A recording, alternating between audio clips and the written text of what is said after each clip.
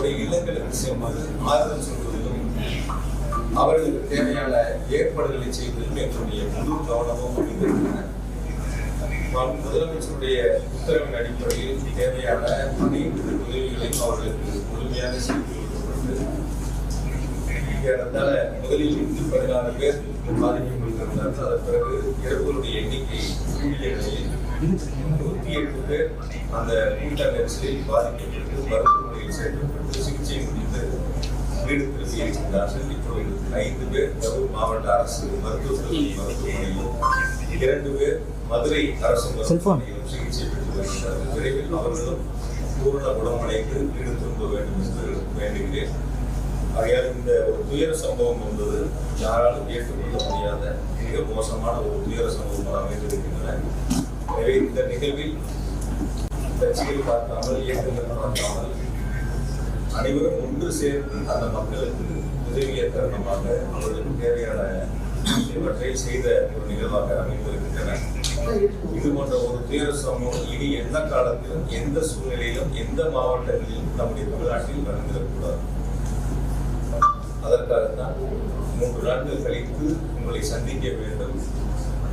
துயர சம்பவங்களில் இறந்தவர்களுக்கு இரங்கலையும் பாதிக்கப்பட்டவர்களுக்கு தேவையான உதவிகளையும் செய்து அவர்கள் பூரண குணமடைந்து இல்லம் திரும்ப வேண்டும் என்பதற்காகத்தான் இந்த பத்திரிகையாளர் சந்திப்பை நாங்கள் ஏற்பாடு செய்தோம். தலைவர் விஜய் அவருடைய வீடியோவில் மற்ற இடத்துல அந்த கேம்பெயின் இந்த மாதிரியான சம்பவம் எங்கேயுமே நடக்கல, கரூர்ல மட்டும் ஏன் நடக்குது அப்படிங்கிற கேள்வி உங்களுடைய பதில். பொதுவாக அரசியலா பார்க்க விரும்பல, ஒரு மனிதாபிமானத்தோட என்னை பொறுத்த வரைக்கும் கரூர்ல மொத்தம் 41 பேர் இறந்ததுல 31 பேர் கரூர் 27 குடும்பங்களை சார்ந்தவங்க. ஒவ்வொரு வகையிலும் நான் நேரடியா அந்த குடும்பத்தோட தொடர்பு உள்ளவன். தொடர்ந்து ஒவ்வொரு குடும்பங்களோடும் நேரடியா நாங்கள் தொடர்பு இருக்கக்கூடியவங்க. நேற்று ஒரு இல்லத்திற்கு இரங்கல் சொல்றதுக்காக போயிருந்தோம். அந்த தம்பி சனிக்கிழமை இந்த கூட்டம், ஞாயிற்றுக்கிழமை பெண் பார்க்க போகக்கூடிய தம்பி. டிசம்பர் மாசம் அந்த தம்பிக்கு திரும்பணும். அவர் குடும்பத்துல ஒரு கோரிக்கை தேவை இருந்தப்ப என்னை சந்திச்சிருக்காங்க. அவங்களுக்கான தேவைகளை ஏற்பாடு பண்ணி கொடுத்துருக்கேன். அந்த தம்பி எங்களுடைய முப்பெருங்களாலே அந்த தம்பி பங்கெடுத்திருக்காங்க. ஆனா நாங்க வேடிக்கை பார்க்கதான் அந்த தம்பி போனாங்க. அந்த வீட்டுல இருக்கிறவங்க அவருடைய நண்பர்கள் அந்த இடங்கள்ல கருத்துல சொல்லிப்பாங்க. ஒரு அரசியல் நிகழ்வாக இவங்க பண்ணாங்க, அவங்க பண்ணாங்க, இவங்க மேல குற்றச்சாட்டு, அவங்க மேல குற்றச்சாட்டு, அது போன்ற கருத்துக்களை நம்ம முன்னெடுக்காம இனி வரக்கூடிய நாட்கள் இது மாதிரி ஒரு துயர சம்பவங்கள் இருக்கக்கூடாது. ஒவ்வொரு குடும்பத்திலையும் நேரடியாக அவங்களோட பங்கெடுத்திருக்கிறோம். அவங்களோட அந்த நட்பு முறையில நம்ம இருக்கிறோம். அந்த துயர சம்பவங்கள் என்பது யாராலும் 1.5 வயசு குழந்தை, 3 வயசு குழந்தை, 5 வயசு குழந்தை, இது மாதிரி இருக்கக்கூடிய ஒரு சூழல்ல ஒரு அரசியலா இது யாரும் பார்த்துட வேண்டாம். அரசியல் களத்துக்கு நம்ம அது போயிட வேண்டாம். வரக்கூடிய நாட்கள்ல இது மாதிரி எந்த அரசியல் கட்சியினுடைய கூட்டமா இருந்தாலும் இது போன்ற நிகழ்வு இல்லாத அளவிற்கு அது ஒன்று சேர்ந்து செய்ய வேண்டிய ஒரு பணி. முக்கியமாக அந்த இடம் ஒரு பெருசான பகுதி. அந்த எப்படி கொடுத்தாங்க காவல்துறை கூட்டங்களுக்கு திருச்சியில இருந்து நீங்களும் இங்க வருகின்றீங்க. நிறைய பல ஆண்டுகளா நீங்க தொடர்ந்து இந்த பணியில் இருக்கிறீங்க. அவங்க கேட்ட இடங்கள் முதல்ல லைட் ஹவுஸ் கார்னர், அதுல எவ்வளவு பேர் நிக்கலாம் நீங்க சொல்லுங்க. லைட் ஹவுஸ் கார்னர் ஜங்ஷன்ல அது ஒரு டர்னிங் பாயிண்ட். அந்த இடத்துல திரும்புற இடம் தானே. அந்த திரும்புற இடங்கள்ல அந்த லைட் ஹவுஸ் கார்னர்ல எவ்வளவு பேர் நிக்க முடியும்? பத்திரிகையாளர் நீங்க தான் உலகத்துக்கு சொல்லணும். மேலும் முக்கியமா பேருந்துகளுக்கு அதே மாதிரி அடுத்து கேட்டது உழவர் சந்தை. உழவர் சந்தையில எவ்வளவு பேர் நிக்க முடியும் நீங்க பாருங்க. உங்களுக்கே தெரியும், இருக்கக்கூடிய எல்லா பத்திரிகையாளருக்கும் உழவர் சந்தையில எவ்வளவு பேர் கூட்டம் நிக்க முடியும், லைட் ஹவுஸ் கார்னர்ல எவ்வளவு பேர் நிக்க முடியுங்கிறது உங்களுக்கு நல்லா தெரியும். பார்த்துட்டு அதுக்கப்புறம் வேலுசாமிபுரத்துல எவ்வளவு பேர் நிக்க முடியுங்கிறத பாருங்க. இந்த 3 இடங்கள்ல எது அதிகமான நபர்கள் நிற்க முடியும், எது அதிகமான நபர்கள் கலந்து கொள்ள முடியும், பொதுமக்களுக்கு எந்தவித போக்குவரத்து இடையூறு இல்லாம எந்த இடங்கள்ல அந்த கூட்டம் நடந்தா மக்களுக்கு சிரமம் இல்லாம இருக்குங்கிறது நீங்களே ஒரு கடை சிந்திச்சு பாருங்க. லைட் ஹவுஸ் கார்னர் கொடுத்திருந்தா ஒரு கால் பக்கத்துல அமராவதியார் இருக்கு, இந்த பக்கம் பெட்ரோல் பங்க் இருக்கு, அது ஒரு திரும்புற இடம், நகரை விட்டு வெளியே போற இடத்துல திரும்புற இடங்கள். அந்த இடங்கள்ல அந்த சந்திப்பு வந்தா ஒட்டு மொத்தமா மாநகரம் முழுக்க ஒரு போக்குவரத்து நெரிசல் ஏற்பட்டிருக்கும். எனக்கு தெரிஞ்ச வரைக்கும் அந்த இடத்துல இருந்திருந்தா ஒரு அதிகபட்சம் ஒரு 7000 பேர் நிக்கலாம், 5000 ஒரு 7000 பேர் நிக்கலாம். நீங்க உழவர் சந்தை கொடுத்திருந்தா ஒரு 3000 ஒரு 5000 பேர் நிக்கலாம். சேர் போட்டாலும் நம்ம அந்த இடத்துல ஒரு 2000 சேர் தான் போடுறோம். அது மாதிரிதான் கூட்டங்கள் ஏற்பாடு பண்ணோம். பொதுவா ஒரு அரசியல் கட்சி கூட்டம் நடத்துறதுங்கிறது நாங்க நடத்தும் போது 1000 பேர் கலந்துக்கிட்டா அதுக்கான இடத்தை தேர்வு செய்யணும். 5000 பேர் கலந்துக்கிட்டா 80 அடி ரோட்ல போடணும்னு முடிவெடுப்போம். அப்போ ஒரு அரசியல் கட்சி எவ்வளவு கூட்டங்கள் வருகிறதோ அந்த இடத்தை தேர்வு செய்ய வேண்டியது அரசியல் கட்சியினுடைய கடமை. நாங்க இருக்கு அப்படிதான் பார்த்துருக்கோம். நாங்க முப்பெருமுலா நடத்தணும். இப்ப சமீபத்தில் செப்டம்பர் 17 எங்களுடைய தலைவர் அவர்கள் வருகிறது சிறப்புரையாற்றினாங்க. அப்ப எவ்வளவு பேர் வருவாங்க? நாங்க ஒரு 2 லட்சம் பேர் 2 லட்சம் பேர் வருவாங்கன்னு எதிர்பார்த்தா 2 லட்சம் பேர் வந்தாங்க. அப்ப அந்த நிகழ்வு 2 லட்சம் பேர் வர்றாங்கன்னா அதுக்கான வாகன நிறுத்துமிடம், அந்த கூட்டத்திற்கான அமர்ந்து கூட்டத்தை கேட்கக்கூடிய அளவிற்கான பிரச்சார இடங்கள், அந்த மாதிரி இடங்கள் நாங்க தனியார் இடத்தை தேர்வு பண்ணி அந்த இடத்துல அனுமதி கேட்டு வாங்கி அந்த இடங்கள் கூட்டங்கள் நடத்தணும். இப்ப வரக்கூடிய கூட்டங்கள் அந்த அரசியல் கட்சி எவ்வளவு கூட்டங்கள் என்பதை தாங்கள் தான் தீர்மானிக்கணும். அனுமதி கேட்கும் போது நாங்க 1000 பேர் கலந்துக்கிறேன்னு சொல்லுவதும் 2000 பேர் கலந்துக்கிறதும் ஓரளவுக்கு காவல்துறை அதை தீர்மானிக்கிறாங்க. எவ்வளவு பேர் வருவாங்கிறது தீர்மானிக்கிறாங்க. அதுக்கான பாதுகாப்பை காவல்துறை கொடுக்குறாங்க. அதுல இப்ப நீங்க ஒரு முப்பெருமுலா நடத்தினா நீங்க எல்லாரும் அந்த கூட்டத்துக்கு வந்துருந்தீங்க. அங்க வரக்கூடியவங்களுக்கு குடிநீர் பாட்டில் தொடங்கி பிஸ்கெட்ல இருந்து என்ன அவங்களுக்கு தேவையோ, ஒரு வேலை யாராவது சுகர்ல இருந்தா கூட அவங்களுக்கு தேவையான வசதி எங்க ஏற்பாடு செய்யப்பட்டதை நீங்க பாத்தீங்க. நான் குறையா சொல்லுவேன். தயவுசெய்து யாருமே பத்திரிகைகளை குறைகளா எடுத்துக்க வேணாம். நீங்க இதே விவசாயத்துல சம்பவம் நடந்து அடுத்த நாள் பாத்தீங்க. எனக்கு தெரிஞ்சு ஒரு 1000-2000 செருப்புகள் அங்க இருக்கு. ஒரு எம்டி தண்ணி பாட்டில் தான் ஒண்ணு அதை இருந்துச்சு. நீங்க யாரும் பாத்தீங்க ஒரு குடிச்சா தண்ணி பாட்டில் எம்டி பாட்டில் கீழே தானே கிடக்கும். செருப்பு எப்படி கீழே கிடச்சா அதுதான் இருக்கும். வந்திருக்கக்கூடியவங்களுக்கு ஒரு குடிநீர் ஏற்பாடோ அவங்களுக்கு தேவையான ஒரு பிஸ்கட்டோ அல்லது அவங்களுக்கு தேவையான வசதிகள் செய்வது அந்தந்த அரசியல் கட்சியினுடைய அவங்கதான் ஏற்பாடு செய்யணும். யாரு கூட்டம் நடத்துறாங்களோ அவங்கதான் ஏற்பாடு செய்யணும். இதை நான் குறைகளா சொல்லல, திரும்பவும் சொல்ல அது குறைகளா சொல்லல. அவர்கள் அந்த இடத்துல அதை செய்திருக்க வேண்டும். தண்ணி வசதி தான் 11 மணிக்கு கூட்டம் அப்படின்னு சொல்றாங்க. இல்ல 12 மணிக்கு பேசுறதா பொதுச்செயலாளருடைய பேட்டி நீங்களே பத்திரிகையிலேயே தொலைக்காட்சியிலையும் போட்டுருக்கீங்க. 12 மணிக்கு நடக்க வேண்டிய கூட்டங்கள் 11 மணிக்கு வருகிறது. 10 மணில இருந்து வர ஆரம்பிச்சாங்க. என்னை பொறுத்த வரைக்கும் நான் கேட்ட வரைக்கும் விசாரித்த வரைக்கும் 4 மணிக்கு அந்த இடத்துல ஒரு 5000 பேர் இருப்பாங்க அப்படின்னு தான் பொதுவான கருத்து. சில பேர் உங்ககிட்ட கூட நானும் பேசினேன், எவ்வளவு பேர் இருந்தாங்கன்னு கேட்கும்போது கூட நீங்க சொன்னீங்க 4000 ஒரு 5000 பேர். அப்ப அந்த குறித்த நேரத்துல அந்த கூட்டங்கள் நடந்திருந்தாலோ அல்லது 12 மணிக்கு சொல்லி ஒரு 4 மணிக்கு நடந்திருந்தாலும் இது போன்ற ஒரு அசம்பாவிதங்கள் நடந்திருக்காது அப்படிங்கிறது பொதுமக்களுடைய கருத்தா இருக்கு. அன்னைக்கு சனிக்கிழமை கரூர் சம்பள நாள். 5 மணிக்கு டெக்ஸ்ல வேலை முடிச்சு சம்பளம் வாங்கக்கூடியவங்க, வேலைக்கு போறவங்க, ஒரு பில்டிங் வேலைக்கு போறவங்க, கொத்தனார் சித்தால் வேலைக்கு போறவங்க கூட 5 மணி 6 மணிக்கு முடிச்சுட்டு சம்பளம் வாங்கிட்டு வீடுகளுக்கு செல்லக்கூடியவங்க அந்த இடத்துல பெருந்தரலா வருகின்றாங்க அப்படிங்கிறது தான் பொதுமக்களுடைய கருத்தா இருக்கு. ஆகவே அந்த ஏற்பாடுகள் என்பது காவல்துறை பாதுகாப்பு கொடுக்கும், அரசு கேட்கக்கூடிய இடங்கள் கொடுக்கும்.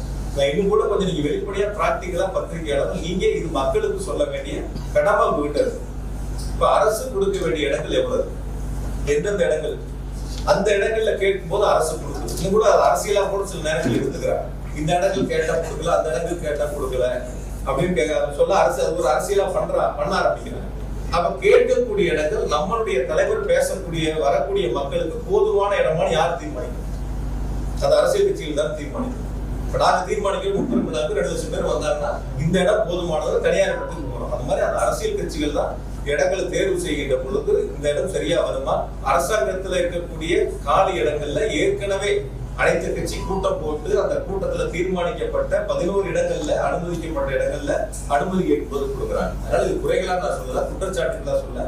இனி வரக்கூடிய நாட்களையாவது இந்த எல்லா அரசியல் இயக்கங்களுமே இது போன்ற தவறுகள் வராத அளவிற்கு சரி செய்து கொள்ளுங்க. சார், மாற்று கட்சியினர் கூட்டத்துக்கு வந்துட்டாங்க. செருப்புலாம் எப்படி வீசுவாங்க தலைவர் மேல? ஜெனரேட்டரை யார் ஆஃப் பண்ணுவாங்க? மின்சாரம் துண்டிக்கப்பட்டது. முக்கியமா ஆபாச வார்த்தைகள் நிறைய ஆடியோ இதெல்லாம் வருது. அப்படி ஒரு மாதிரி மாற்று கட்சியினர் புகுத்தப்பட்டாங்க. எல்லா தொலைக்காட்சிகளும் லைவ்ல வச்சிருக்காங்க. ஆங்கில தொலைக்காட்சிகள், தமிழ் தொலைக்காட்சிகள் உட்பட எல்லாரும் லைவ்ல இருக்கீங்க. சில சோசியல் மீடியாவும் யூடியூப் சேனல் வரைக்கும் எல்லாரும் லைவ்ல இருக்கீங்க. அப்படி ஒரு சம்பவங்கள் இருந்திருந்தா உங்க கண்ணுல உங்க லைவ்ல எதுவும் படாம இருந்திருக்குமா? வெளிப்படையா பேசுங்க. அதாவது ஒரு அரசியல் கருத்துக்காக ஒருத்தர் கேட்கக்கூடிய கேள்வி இன்னொரு இடத்துல கேட்கறது, நான் சொல்ற பதிலுக்கு இன்னொரு இடத்துல கேட்கிறது இல்லாம இது 41 பேர் இறப்பு சம்பந்தப்பட்ட ஒரு நிகழ்வு. பொதுவா ஒரு 100க்கும் மேற்பட்டோர் பாதிக்கப்பட்ட ஒரு நிகழ்வு, ஒரு துயர சம்பவம். அப்ப நம்ம நாட்டு மக்களுக்கு எந்த இடங்கள்ல தவறு இருக்குன்னு சொல்ல வேண்டிய கடமை பத்திரிகையிட்ட தொலைக்காட்சிகிட்டே இருக்கு. இப்ப நீங்க எல்லாரும் அந்த இடத்துல லைவ் வச்சிருக்கும் போது ஜெனரேட்டர் ரூம்ல போய் யார் ஆஃப் பண்ணிருப்பா? அந்த இடத்துல நடக்கக்கூடிய இடங்கள்ல அப்படி இருக்கக்கூடிய ஒரு 10,000 பேரோ 15,000 பேரோ 20,000 பேரோ 25,000 பேரோ இருக்கட்டும், அவ்வளவு பெரிய கூட்டங்களுக்குள்ள போய் நீங்க சொல்ற மாதிரி ஒருத்தரோ 5 பேரோ 10 பேரோ அது மாதிரி ஒரு அசாதாரண சூழ்நிலை உருவாக்க முடியுமா? பிராக்டிகலா யோசிப்பாரு. இப்ப நீங்க இப்போ ஒரு 30 பேருக்கு 50 பேர் பத்திரிகையாளர் இருக்கீங்க, ஒருத்தரோ 2 பேரோ ஒரு தவறான ஒருத்தர் உள்ள வந்து உங்ககிட்ட ஒரு கருத்தை பண்ணாருன்னா நீங்க அதை அனுமதிப்பீங்களா? பொதுவான ஒரு கேள்வி கேட்கணும், எப்படி அனுமதிப்பாங்க? இப்ப அந்த இடத்துல இருக்கக்கூடிய அவருடைய தொண்டர்கள் அந்த இடத்துல இருக்காங்க, அந்த கட்சியை சார்ந்தவங்க அங்க இருக்காங்க. யார் அந்த இடங்கள்ல அது போன்ற ஒரு விஷமத்தனமான பிரச்சனையில ஈடுபடுறாங்களோ அப்ப அவங்க அந்த இடத்துல கேட்பாங்கல்ல, அந்த இடத்துல இருப்பாங்கல்ல. அது நீங்க முதல்ல பத்திரிகையில நம்ம தான் அதை பார்க்கணும். நம்ம லைவ்ல நீங்க எல்லாரும் போட்டீங்க, ஒவ்வொரு சேனலும் ஒவ்வொரு ஆங்கில வச்சு லைவ் வந்துச்சு. இந்த ஜெனரேட்டர் ரொம்ப நீங்க பாருங்க. சாலையோரம் ஜெனரேட்டர்கள் வைக்கப்பட்டு இருந்த தடுப்புகளை பொதுமக்கள் உடைத்துக் கொண்டு செல்ல வேண்டிய சூழல் ஏற்பட்டது. அப்போது விஜயின் பரப்புரை ஏற்பாட்டு குழுவை சேர்ந்தவர் ஜெனரேட்டரை ஆஃப் செய்தார். இந்த காட்சியை நியூஸ் 18 தமிழ்நாடு தொலைக்காட்சி பதிவு செய்துள்ளது.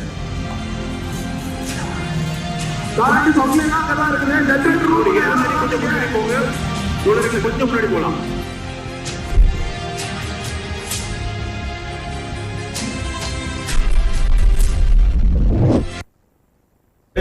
சுத்தி பாதுகாப்பா தகர வச்சு அடைச்சிருக்காங்க. வெளியில கூட்ட நெரிசல் ஏற்படுகின்ற பொழுது அதை தாங்க முடியாம அந்த கும்பல் வந்து அந்த தடுப்புகளை உடைச்சு உள்ள வர்றாங்க. உள்ள வரும்போது அந்த ஜெனரேட்டர் அவங்க அந்த யார் அந்த ஜெனரேட்டர் ஏற்பாடு பண்ணாங்களோ, இன்னும் கூட நான் அதை விளக்கமா சொல்றேன். இந்த ஜெனரேட்டர் ஆஃப் ஆகும்போது கூட ஸ்ட்ரீட் லைட் ஆஃப் ஆகும். இந்த ஜெனரேட்டர் ஆஃப் ஆகும்போது என்ன ஆகுதுன்னா அவங்க கூடுதலா போட்ட லைட் இருக்கு இல்லையா, அது மட்டும் தான் ஆஃப் ஆயிடுது. எந்த இடங்களையும் வந்து அப்ப கூட வந்து இபி சப்ளை கட் ஆகல, ஸ்ட்ரீட் லைட் ஆஃப் ஆகுது. அது நீங்க ரொம்ப தெளிவா பாருங்க. உங்களை மாதிரி இருக்கக்கூடிய தொலைக்காட்சிகள் தான் லைவ் பண்ணியிருக்காங்க அந்த நேரங்கள்ல. அதுதான் நம்ம டியூட்டி கிளாஸ். அப்ப அவங்க மக்கள் கூட்ட நெரிசல் அதிகமாகி அந்த இடங்கள்ல வந்து தாக்கு பிடிக்க முடியாம இன்னொரு இடங்கள் தேடி போகும்போது அந்த தடுப்பை உடைச்சு உள்ள போய் அதன் மூலியமா அது சப்ளை கட் பண்றாங்க. அதுக்கான நிகழ்வு அது அவங்களுடைய பொறுப்பு. அதுதான் அவங்க பார்த்திருக்காங்க. நீங்க இதுதான் நீங்க லைவ் பண்ணியிருக்கீங்க. இதுல எந்த இடங்கள்ல வந்து யாராவது பாருங்க, நீங்க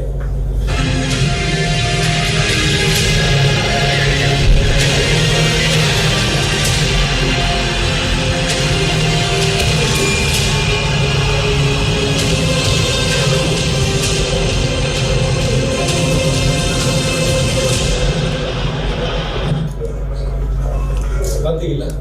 அந்த கட்சியோட தலைவர் மேல வந்து செருப்பு வீசினது அதுவும் அவர் சொல்லியிருந்தாரு. இது வரைக்கும் 5 இடத்துல நடந்திருக்கு.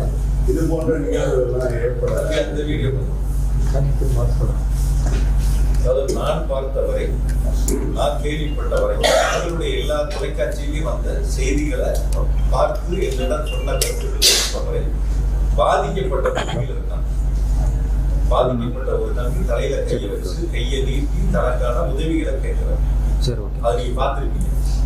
ஒரு தம்பி வந்து தண்ணி பாட்டில் உட்பட கீழே இருந்து கேட்கிறாங்க. அதை தொடர்ந்து பேச்சு போயிட்டு தன்னுடைய கவனத்தை ஈர்ப்பதற்காக அது போன்ற சம்பவங்கள் பேச்சினுடைய துவக்கத்திலேயே இருக்கு. அந்த சம்பவங்கள் நடந்து சிலருடைய கொஞ்ச நேரங்கள்ல தான் தண்ணி பாட்டில் அவங்களே எடுத்து கொடுக்குறாங்க. கேட்டப்ப அவங்களுடைய கவனங்கள் போகல. அதன் பிறகு ஒருத்தர் போய் சொல்லிதான் தண்ணி பாட்டில் அதுக்கப்புறம் எடுத்து கொடுக்குறாங்க. அது நீங்க பார்த்திருப்பீங்க. அதை நீங்க அதை லைவ்லயும் பாத்தீங்க. சில சேனல்ல அந்த லைவும் போட்டிருக்கீங்க. அதோட இருக்கு.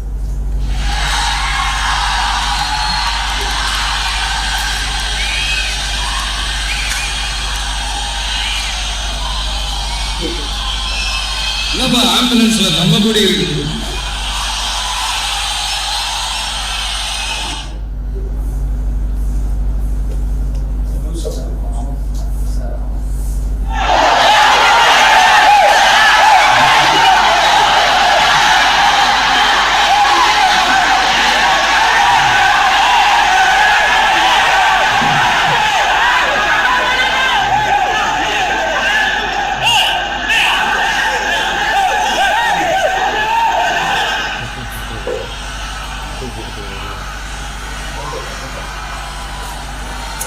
கொஞ்சம் கொஞ்சம் வழி விட்டுருக்காங்க.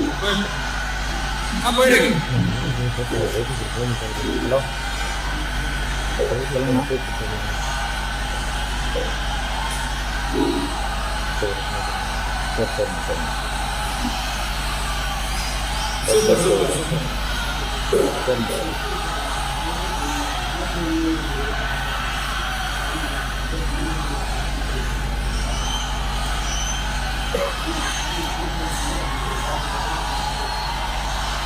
சொல்லுங்க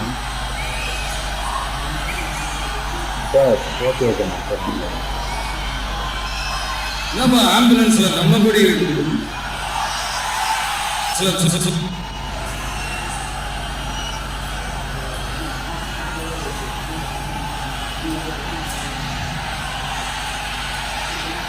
என்னாச்சு?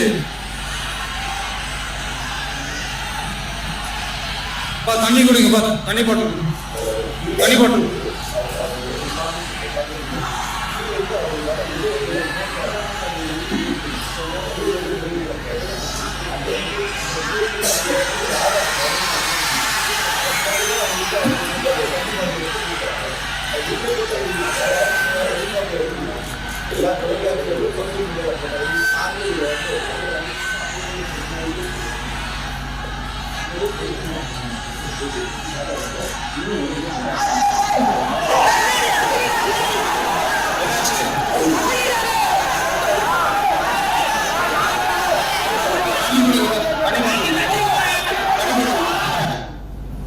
பொதுவா ஒரு அரசியல் கட்சினால கருத்துக்காக அரசியல் சொல்றாங்க. ஒரு அரசியல் எந்த அரசியல் கட்சினாலும் சரி ஒரு கூட்டங்கள் நடக்கின்ற பொழுது அந்த அரசியல் கட்சியினுடைய தலைவர்கள் சீட்டோட அந்த வாகனத்துடைய பிரச்சார வாகனத்துடைய முன் சீட்ல இருப்பாங்க, அல்லது கூட்டம் அதிகமாக இருந்தால் அந்த வாகனத்துக்கு மேலே ஏறி இருக்கக்கூடிய பொதுமக்களையும் தன்னுடைய தொண்டர்களையும் பார்த்து கையசிப்பாங்க. ஆனா இந்த கூட்டத்தில் நடந்தது நீங்க எல்லாருமே லைவ் போட்டீங்க. ஏறதால கூட்டத்துக்கு ஒரு 500 மீட்டருக்கு முன்னாடியே வந்து வாகனத்துக்கு ஸ்கிரீன் போட்டாச்சு, லைட்டா பண்ணி முன்சீட்ல தான் எல்லாரும் உட்காரவங்க கையசிப்பாங்க, மேல இருந்து கையசிப்பாங்க. இது வழக்கமான அரசியல் தலைவர்கள் செய்யக்கூடிய ஒரு நிகழ்வு. ஆனா இது அது நேர்மாறா வந்து அந்த 500 மீட்டருக்கும் ஏறந்தாலும் அந்த வாகனத்துக்கு செல்வதற்கு 1 மணி நேரம் அதை கடந்து செல்வதற்கான சூழல் உருவாயிடும். அந்த இடங்கள்ல கூட எனக்கு சொன்ன வரைக்கும் காவல்துறை வந்து கூட்ட நெரிசல் அதிகமா இருக்கு. கொஞ்சம் முன்னாடியே வாகனத்துல முன்பகுதியில நின்று அங்க இருந்து நம்ம திருக்கம்பி ரவுண்டானால இருந்து கையெழுத்திருந்தாலோ அல்லது மேல இருந்து கையெழுத்திருந்தாலோ அந்த இடங்கள்ல இது போன்ற கூட்ட நெரிசல் வந்திருக்காது அப்படிங்கிறது பொதுவான மக்களுடைய கருத்து. ஆக எல்லா இருக்கக்கூடிய மக்களும் கூட்ட இடத்திற்கு வர வேண்டும் என்பதற்காகவே இது போன்ற ஒரு நிகழ்வு ஏற்பட்டதா என்பது பொதுமக்களுடைய ஒரு சந்தேகமா. தன்னை பார்க்க வேண்டியவங்க எல்லாரும் பொதுமக்கள் அந்த பொதுக்கூட்டம் நடக்கக்கூடிய இடங்களுக்கு வந்தாதான் சரியா இருக்கும். அது வரைக்கும் முன்சீட்ல இருக்கக்கூடியவங்க அந்த கூட்டத்துக்கு 500 மீட்டருக்கு முன்னாடி ஏன் வந்து வண்டிக்கு வாகனத்துக்கு உள்ள போகணும், ஸ்கிரீன் போடணும், லைட்டா பண்ணணும்? இது ஒரு பொதுவான எதிர்மறையான கேள்விகள் இருக்கு. நான் இருக்கக்கூடிய பத்திரிகையாளர் எல்லாத்துக்கும் கேட்கிறேன். தொடர்ச்சியா எங்களுடைய இயக்கத்தின் சார்பில் பத்திரிகையாளர் சந்திப்பு நடத்தினாலும் இது மாதிரி கேள்விகள் இருக்கு. சோசியல் மீடியாலே இது போன்ற கேள்விகள் இருக்கு. இதுவரைக்கும் யாராவது இந்த கூட்டம் நடத்தின அரசியல் கட்சியினுடைய தலைவர்கள், 2ஆம் கட்ட தலைவர்கள், அடுத்த நிலையில் இருக்கக்கூடியவங்க யாருக்கிட்டையாவது ஒரு கேள்வி ஒண்ணு முன் வச்சிருக்கணும், இல்ல அவங்களால அதுக்கான விளக்கங்கள் சொல்ல முன் வந்திருக்கணும். ரெண்டும் எதுவுமே இல்லை. ரவுண்டானால அவர் மேல பஸ் மேல ஏறின்னு அவரு பார்த்துட்டு தான் போனாரு அப்படின்னு அது வீடியோ கூட இருக்கு. ரவுண்டானா வரைக்கும் முன் வரிசையில நின்றவங்க, மேல நின்றவங்க ரவுண்டானால ஒரு இடங்கள்ல மேல ஏறி கையை காட்டிட்டு கீழே போறாங்க. ரவுண்டானா முடிஞ்சதுக்கு அப்புறம் கூட்ட அரங்கத்துக்கு போற வரைக்கும் ஏன் உள்ள போகணுங்கிறது தான் பொதுமக்களுடைய கேள்வி.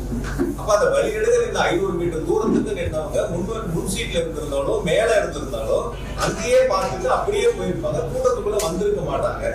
தன்னோட வந்த 4000 பேர் கூட்டமும் சேர்ந்து உள்ள வரும்போதுதான் இது போல நெரிசல் ஏற்பட்டது. அது சில தினங்களுக்கு முன்பா அதிமுக கூட்டம் நடந்தது, ஒரு 15000 பேர் வரைக்கும் அங்க கலந்துருப்பாங்க. அந்த கூட்டங்கள்ல எந்தவித பாதிப்புகளும் இல்லாம இருக்கு. அப்ப இந்த கூட்டங்கள்ல மட்டும் எப்படி பாதிப்புகள் வருது? வழக்கமா ஒரு கருத்து சொல்லுவாங்க, இந்த சகோதரர் கூட கேட்டார், வழக்கமான ஒரு கருத்து சொல்லுவாங்க. நான் வந்து ரெகுலரா வண்டி ஓட்டுவேன், கார் ஓட்டுவேன், எல்லா நாளும் நான் வேகமா தான் போவேன். சில நாளா நான் கார் ஓட்டிட்டு இருக்கேன், ஆனா எல்லா நாளும் வேகமா தான் போவேன். ஒரு நாளும் ஆக்சிடென்ட் ஆகல, இன்னைக்கு மட்டும் எனக்கு எப்படி ஆக்சிடென்ட் ஆச்சுன்னு ஒருத்தர் கேட்கற மாதிரி இருக்கு. எல்லா ஊர்லயும் கூட்டம் நடத்துறேன், எந்த ஊர்லயும் நடக்கல, இந்த ஊர்ல மட்டும் ஏன் நடக்குங்கிற கேள்வி. நான் எல்லா நாளும் வண்டி ஓட்டுறேன், வேகமா தான் ஓட்டுறேன், ஆனா இந்த நாள் மட்டும் இன்னைக்கு மட்டும் எனக்கு எப்படி என் கார் ஆக்சிடென்ட் ஆச்சுன்னு கேட்கற மாதிரி இருக்கு. எல்லா ஊர்லயும் எவ்வளவு பேர் மயக்கம் அடைஞ்சாங்க, எவ்வளவு பேர் மருத்துவமனையில் அனுமதிக்கப்பட்டாங்க, விக்கிரவாண்டியில நடந்தப்ப இறந்தது, மதுரையில மாநாட்டு நடந்தப்ப இறந்தது, ஒவ்வொரு ஊர் வரையும் தெளிவா அரசின் சார்பில் விளக்கம் சொன்னாங்க. அது எல்லாரும் உங்களுக்கும் தெரியும். அப்ப ஒவ்வொரு கூட்டம் நடக்கக்கூடிய நிகழ்வுலையும் அது போன்ற சம்பவங்கள் நடந்துகிட்டு இருக்கு. அதற்கு பிறகாவது சரி செய்யக்கூடிய ஒரு சூழலை உருவாக்கி இருக்கணும். அது உருவாக்காம இருந்திருக்காங்க. இனி வரக்கூடிய நாட்களையாவது அது சரி செய்யும். தாலேக்கா அதை செய்யல. ஆனா காவல்துறையினர் இவ்வளவு கூட்டம் அதிகமாகுது, அந்த இடத்துல அவ்வளவு சதுர கிலோமீட்டர் பரப்பளவுதான் இருக்கு, கூட்டத்தை தடுத்துருக்கலாம், அது யாரும் பண்ணலன்னு அவங்க கூட்டத்தை எல்லாரோட கேள்வியும் அதான். காவல்துறையினர் சொன்னது இப்ப நாங்க கேட்டீங்கல்ல, 500 மீட்டருக்கு முன்னாடியே அந்த வண்டி கூட்ட ஆரம்பிக்கிற இடத்துலயே நிறுத்தி பேசலாம், ஓரளவுக்கு உள்ள போனா போதுமானது சொல்லி அவங்க கேட்கல. நீங்க அந்த இடங்கள் வரைக்கும் போகணுங்கிறத உள்ள போயே தீரணுங்கிறதுல அவங்க உறுதியா இருக்கும்போது காவல்துறை சொல்லி அவங்க கேட்கல. கேட்டிருந்தா இது ஒரு சம்பவங்கள் வந்திருக்காது. காவல்துறையினுடைய எந்த பேச்சையும் அவங்க கேட்காம வச்சிருந்தா, நான் இன்னும் கூட கொஞ்சம் சொல்றேன், இந்த விசாரணை இருக்கு, விசாரணை கமிஷன் விசாரிச்சுக்கிட்டு இருக்காங்க. முழுசா இது சம்பந்தமான கருத்துக்கள் சொன்னா விசாரணை கமிஷனுடைய அந்த விசாரணை என்பது பாதிப்பு உள்ளாகும். அதனால இது சம்பந்தப்பட்டது விசாரணை கமிஷன் முடியணும். தெளிவா அவருடைய விசாரணையில் என்னங்கிறது முழுசா தெரிய வரும். அதனால அது சம்பந்தமான கருத்துக்களை சொல்றேன். இது கூட நேற்று என்கிட்ட பேசும்போது ஒரு பத்திரிகையாளர் நான் இடையில தற்செயல சந்திக்கும் போது ஒரு கருத்தை ஒன்று சொன்னாங்க. பேசும்போது உங்க பெயரை சொல்லும் போது அல்லது உங்களுடைய பத்தி பாட்டு பாடும் போது செருப்பு வீச்சு வந்துச்சுன்னா, அந்த மாதிரி ஒரு பாட்டு பாடும் போது ஒரு செருப்பு வீச்சு வந்துச்சுன்னா, நீங்க எல்லாரும் அந்த வீடியோக்குள்ள பாத்தீங்க. எத்தனை மணிக்கு மொத்தமே மேடையில நின்று அந்த வாகனத்துல மேல நின்று இருந்தது 19 நிமிஷம். அந்த வாகனத்துக்கு மேல இருந்து அந்த சைடு போட்டு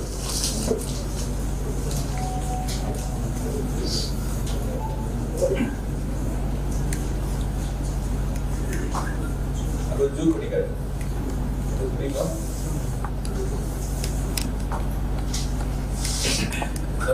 மேல வண்டிக்கு போனதுல 3 நிமிஷம் 5 செகண்ட்ல இருந்து 3:31 வரைக்கும் என்னை பத்தி பேசிக்கிட்டு கடைசியா பேசுறேன்னு சொல்லி தேர்தல் வாக்கு சம்பந்தமா பேச ஆரம்பிக்கிறாங்க. 5:35க்கு கரூர் விமான நிலையத்தை பத்தி திரும்ப பேசினாங்க. பேச ஆரம்பிச்சு பேச்சு இருந்தது. 6 மணிக்கு மயங்கி விழுந்தவங்களுடைய பகுதியிலிருந்து முதல் செருப்பு அந்த செருப்பு பேசுறாங்க. இது பேச ஆரம்பிச்சு 6வது நிமிஷத்துல அந்த சம்பவம் நடக்குது.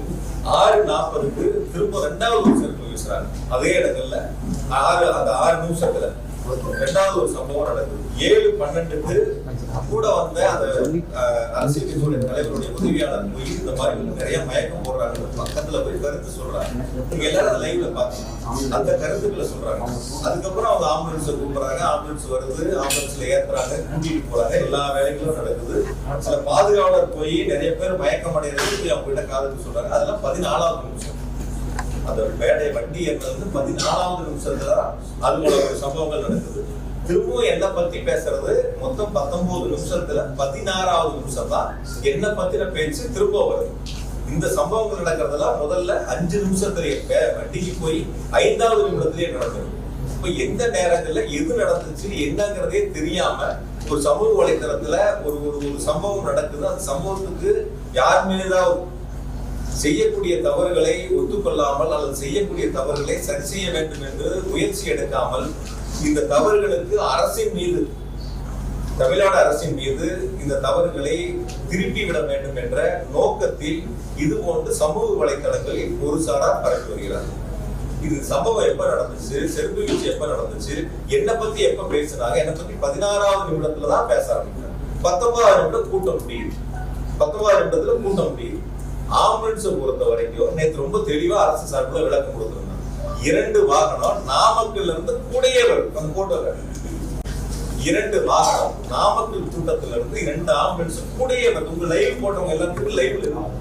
இந்த வண்டி நாமக்கல்ல இருந்து கூடையே வருது. 2 வண்டி. அந்த கட்சியை சேர்ந்த ஒரு மருத்துவர் தான் அந்த 2 வண்டிகளை ஏற்பாடு பண்ணி அந்த கூட கொண்டு வராங்க. இதுக்கு பிறகு 5 வாகனங்கள் கரூர் மாவட்டத்தை சேர்ந்த அந்த கட்சியை சேர்ந்த மருத்துவ அணி மாவட்ட துணை செயலர் ஒருத்தர் 5 வாகனங்களை பேசி 3000 வாடகைக்கு எடுத்து 15000 பணம் கொடுத்து 5 வாகனங்களை தயாரா வச்சிருக்காங்க. அதுதான் அந்த 7 வண்டிகள். 5 வண்டி இவங்க ரெடி பண்றது, 2 வண்டி கூட சொன்னோன்னே அவங்க அதான் சொன்னாங்க, திமுக எந்த இடங்களையும் யாராவது ஒருத்தர் நான் கூட சங்கடங்கள் பட்ட எங்க நிர்வாகிகள் மேல அது எந்த இடங்கள் அந்த தவறு நடந்துச்சுன்னா, மருத்துவமனையில பிரேத பரிசோதனை முடிஞ்சு போகும்போது அந்த மருத்துவமனையை சேர்ந்த ஒரு சகோதரர் அந்த தவறு பண்ணார். எந்த இடங்களில் கூட்டம் நடந்த இடங்கள்ல எங்களுடைய ஆம்புலன்ஸ் வாகனங்கள் எதுவுமே போகும். முதல் கால் பண்ணது மாற்று பாட்டில் மருத்துவ கல்லூரியில நள்ளிரவுல கேட்கறாங்க. அப்ப கடையில் அடையாளத்துக்கு நம்ம கிட்ட இருந்தது வெளியில இருந்த வரைக்கும் எடுத்துட்டாங்க. நம்ம கிட்ட இருந்தது கையில இருந்தது கேட்கறாங்க, கொண்டு போய் கொடுக்கணும். அந்த உணவு வேணுங்கிறது கொண்டு போய் கொடுத்தோம். தனியார் மருத்துவமனையில சிகிச்சை பெற்றவர்களுக்கு கட்டணங்கள் நாங்கள் செலுத்தணும். என்ன உதவிகள் வேணுமோ நாங்கள் செஞ்சோம். இது அரசியலா பார்க்கணும். எங்க கட்சி எங்க தலைவர் சொல்லியிருக்காங்க, ஒரு அரசியல் தலைவர் வந்து பாதிக்கப்பட்ட பொதுமக்களா இருந்தாலும் தொண்டரா இருந்தாலும் எந்த உயிரிழப்பையும் ஏத்துக்க மாட்டாங்க. அதுதான் அரசியல் தலைவர். அது மாதிரிதான் நாங்க எங்க தலைவர் வழியில தான் நாங்க போய் அவங்களுக்கு உதவி பண்ணலாம். அப்படி குறை சொல்லக்கூடியவங்க அவங்க அதுக்கான ஏற்பாடுகளை செஞ்சிருக்கலாம். யாராவது குறை சொல்லி அரசியல் பேச நினைக்கிறவங்க அந்த வாட்டர் பாட்டில் ஏற்பாடு பண்ணிருக்கலாம். அவங்களுக்கு தேவையான உதவிகளை நான் செய்யற முன்னாடி நின்று நான் அவங்களுக்கு தேவையான உணவுகளை ஏற்பாடு பண்ணேன் யாராவது ஒருத்தர் சொல்லியிருக்கலாம். வெறுமனே வந்து பாக்குறங்கிறது ஒரு இதா இருக்கலாம். பட் அந்த மாதிரி குற்றச்சாட்டு சொல்லக்கூடியவங்க அவங்க அதுக்கான பணிகளை முன்னெடுத்து செஞ்சிருந்தாங்கன்னா அதுல நாங்களும் அதை ஏத்துக்கணும். அதுல எந்த விதமான மாற்று கருத்து இல்லை, எந்த விதமான சூழல் இல்லை. அதனால இந்த சம்பவங்களை பொறுத்தவரை நடைபெற்றது முதல் 5-6 நிமிடங்களுக்குள்ள என்ன பத்தி பேச ஆரம்பிச்சது 19வது நிமிடம். முதல்ல இந்த பத்திரிகையால நீங்க தெளிவுபடுத்தி சமூக வலைதளங்கள்ல வர்றதுங்கிறது அரசியல் காழ்ப்புணர்ச்சியால பல்வேறு அரசியல் இயக்கங்களை சேர்ந்தவர்களை யார் மீதாவது வழி சுமத்த வேண்டும் என்பதற்காக சொல்லக்கூடிய குற்றச்சாட்டு. ஆகையால் பத்திரிகையாளரும் தொலைக்காட்சிகளும் முதல்ல இந்த உண்மை நிலவரங்களை நீங்க தெரிஞ்சுக்க. இது எந்த வகையிலும் இது அரசியல் படுத்தக்கூடிய நிகழ்வு அல்ல.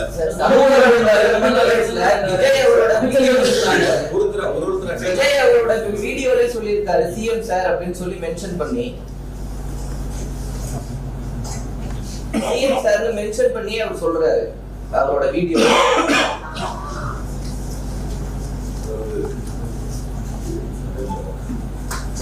பாதிக்கப்பட்ட மக்களுடைய இல்லத்துல இருக்கிறார். நான் என்னை பொறுத்த வரைக்கும் என் குடும்பத்தை நேசிக்கிறத என்னுடைய மாவட்ட மக்கள் தொகுதி மக்களை நான் அளவுக்கு அதிகமா நேசிக்கக்கூடியவன். ரொம்ப அளவுக்கு அதிகமா அவங்க உண்மையா இருக்கணும்னு நினைக்கக்கூடியவன். அவங்களுக்கு தேவையான உதவிகளை செய்யணும்னு நினைக்கக்கூடியவன். படிப்பா இருந்தாலும் மருத்துவமா இருந்தாலும் ஒரு போட்டி தேர்வா இருந்தாலும் ஒரு விளையாட்டு போட்டிகளா இருந்தாலும் எல்லா சூழ்நிலையிலும் முன்னாடி இன்னைக்கு கூட காலையில வந்து வீட்டுடைய கரூர் தொகுதியிலிருந்து ஒரு 30 மாணவ மாணவிகள் வந்து விமானத்துல முதல்ல பயணிக்கிறாங்க. 6வது 7வது 8வது படிக்கிறாங்க. ரவுண்ட் டேபிள் அது ஏற்படுத்தணும். என்னையும் அதுல அழைச்சிருந்தாங்க. நான் எனக்கு டிக்கெட் போட்டிருந்தேன். நான் அவங்க போய் விமான நிலையத்துல வழி அனுப்பிட்டு அங்க வரேன். ஏன்னா நான் என்னால அவங்க போக முடியல. அவங்க வழி அனுப்பிட்டு வரேன். அப்ப தொகுதி மக்களோட மாவட்ட மக்களோட 2 நேரம் கலந்து எந்த சூழ்நிலையும் எங்களுடைய தலைவர் பிறந்த நாள் வந்தா கூட ஒரு அரசியல் கட்சி பார்த்து இவங்க எந்த கட்சியை சார்ந்தவங்களும் பார்த்து நான் உதவி பண்ணதே இது வரைக்கும். திராவிட முன்னேற்ற கழகத்தை பொறுத்த வரைக்கும் எங்களை பொறுத்த வரைக்கும் இவங்க எந்த கட்சியை சார்ந்தவங்க இவங்களுக்கு மட்டும்தான் இந்த பொருளை கொடுப்போம், இவங்களுக்கு மட்டும்தான் அந்த உதவி செய்யணும் நான் பார்த்தது. எங்க அலுவலகத்துல எந்த மனு வந்தாலும் எந்த கட்சி நான் கேட்டது கிடையாது. அவங்க எல்லாத்துக்கும் சரிசமமா உதவி செய்யக்கூடிய இடங்கள்ல அந்த பணிகள் நாங்கள் முன்னெடுத்துக்கணும். அகையால வந்து அந்த நீங்க வீடியோ பொறுத்த வரைக்கும் அதற்கு பிறகு நடைபெற்ற அதற்கு பிறகு வந்த சம்பவங்கள் நீங்க சமூக வலைத்தளமா இருக்கணும் பொதுமக்களுக்கு வரக்கூடிய கருத்துக்களா இருக்கு. நீங்க பாருங்க எந்த மாதிரியான ஒரு எதிர்மறையான கருத்துக்கள் நடைபெற்ற சம்பவங்களில். இப்ப நான் வந்து என்ன கேட்கறீங்க, எப்படி வந்து பாதிக்கப்பட்ட உடனே அவர் மருத்துவமனைக்கு போனாங்க. நான் இந்த கட்சியத்துல தான் இருக்கேன், இங்கேதான் இருக்கேன். எங்களுடைய பகுதி செயலர் கூட்டம் 6 மணிக்கு என்னோட ரவுண்ட் டேபிள் நிர்வாகிகள் இந்த நிகழ்ச்சி இன்னைக்கு போற சம்பவம் நிகழ்ச்சி சம்பந்தமா என்னோட வந்து கிட்டத்தட்ட ஒரு 3/4 மணி நேரம் 1 மணி நேரம் கூட பேசிக்கலாம் என் வீட்டுல. அதை முடிச்சுட்டு நான் கட்சியாரு சொன்னேன். இங்க இருக்கும்போது எனக்கு தகவல் வருது இந்த மாதிரி வந்து பாதிக்கப்பட்டிருக்காங்க, மருத்துவமனைக்கு நீங்க போங்கன்னு சொன்னாங்க. நான் இங்க இருந்து அமராவதி மருத்துவமனை போறதுக்கு எவ்வளவு நேரம், இங்க இருந்து இந்த அமராவதி மருத்துவமனைக்கு போறதுக்கு எவ்வளவு நேரம் ஆச்சு சொல்லுங்க. நான் 7:47 நுழையிறேன் அமராவதி மருத்துவமனையில வெள்ளகிரி 7:47 போறேன். அதே அதிமுக சேர்ந்த மாவட்ட செயலர் 8:10 மருத்துவ கல்லூரி மருத்துவமனைக்கு போறேன். இப்ப நான் போகும்போது மருத்துவமனையில கூட எல்லா கட்சியை சேர்ந்த சில சகோதரர்கள் அங்க இருந்தாங்க. ஆம்புலன்ஸ் சொல்லி வரும்போது அந்த வரக்கூடிய பாதிக்கப்பட்டவங்களை இறக்கி உள்ள மருத்துவமனையில சேர்த்து உதவி செய்யக்கூடிய சம்பவங்கள் எல்லாரும் ஈடுபட்டிருந்தாங்க. அதனால பாதிக்கப்பட்டது தகவல் தெரிஞ்சோடனே இப்ப டிக்கெட் போட்டு சென்னைக்கு போக சொல்றீங்களா? மக்கள் பாதிக்கப்பட்டு ஒரு பக்கம் மருத்துவமனையில் அனுமதிக்கப்பட்ட சூழல்ல நான் சம்பவ இடத்துக்கு போகாம நான் டிக்கெட் போட்டு சென்னைக்கு போயிடவா? யாருக்கு பதில் சொல்லாம, யாருக்கு உதவி செய்யாம, அப்படிப்பட்ட ஒரு சூழலை சில பேர் எதிர்பார்க்கறாங்கன்னு நான் நினைக்கிறேன். நான் இன்னைக்கு இல்ல, இனி எப்ப இருந்தாலும் நான் இருக்கிற வரைக்கும் எங்க மாவட்ட மக்களுக்கு என்னுடைய தொகுதி மக்களுக்கு எந்த பாதிப்புனாலும் நான் கண்காணிக்கிறேன்.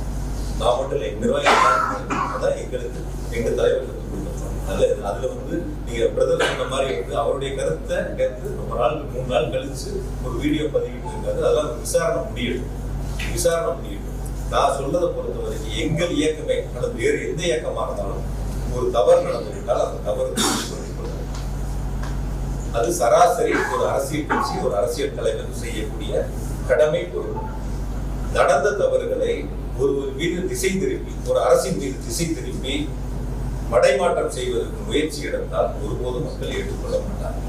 அது ரொம்ப தெளிவாக நேற்று பேசும்போது கேட்டார், ரொம்ப கட்டுக்கடங்காத கூட்டமான்னு கேட்டாரு. நான் சொன்னேன் கட்டுக்கடங்காத கூட்டம் அல்ல, கட்டுப்பாடுங்கிற கூட்டம். கட்டுக்கடங்காத கூட்டம் 15,000 பேர் அதிமுக வந்தாங்க, 25,000 பேர் வைக்கும். 10,000 பேர் அந்த இடத்துல கூடுதலா நிக்க முடியாதா? நிக்கிறதுக்கான இட வசதி இல்லையா? ஒரு கட்டுப்பாடான கூட்டத்துக்கு கட்டுப்பாடற்ற கூட்டத்துக்கு வித்தியாசம். எந்த கட்சியினாலும் ஒரு கட்டுப்பாடு இருக்கு. ஒரு தலைவர் வர்றாங்கன்னா, எங்க தலைவர் வர்றாங்கன்னா அந்த வாகனத்துக்கு முன்னாடி எங்களுடைய 2ஆம் மட்ட தலைவர்கள் அல்லது அந்த மாவட்ட செயலர் வாகனத்துக்கு முன்னால் சென்று தொண்டர்களை ஒழுங்குபடுத்தி பொதுமக்களை ஒழுங்குபடுத்தி நிற்க வைத்து தலைவரை பார்க்க வைத்து அந்த பொதுக்கூட்டங்களில் பங்கு பெற செய்வார்கள். அது மாதிரி ஒரு சூழல் இதுல இருந்துச்சா? யாராவது பாத்தீங்க? யார் சொல்லியாவது யாராவது கேட்டாங்க? காவல்துறை சொல்லியாவது யாராவது கேட்டாங்க?